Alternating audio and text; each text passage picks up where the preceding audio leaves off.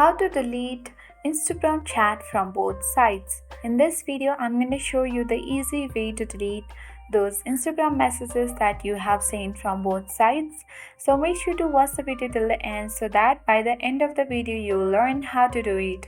Now without any further ado, let's dive into the video. First of all, you have to open Play Store and search for Instagram. If you see any update button next to the Instagram app, that means your app needs to be up to date. For that, select the update button and update your app. Once updated, select the open button and open the Instagram app on your device. And then make sure that you have signed in or logged in on your Instagram account.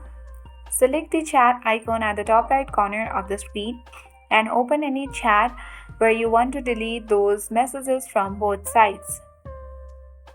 Suppose, let me write here some message that has been sent to this user. So to delete it from both sides, you need to tap and hold this message and select the on send button.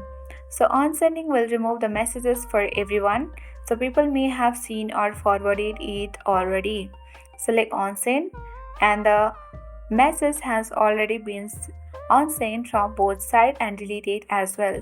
So that is how we delete Instagram chat from both sides or delete Instagram messages from both sides. So I hope this video was helpful. Thank you for watching and see you in the next video.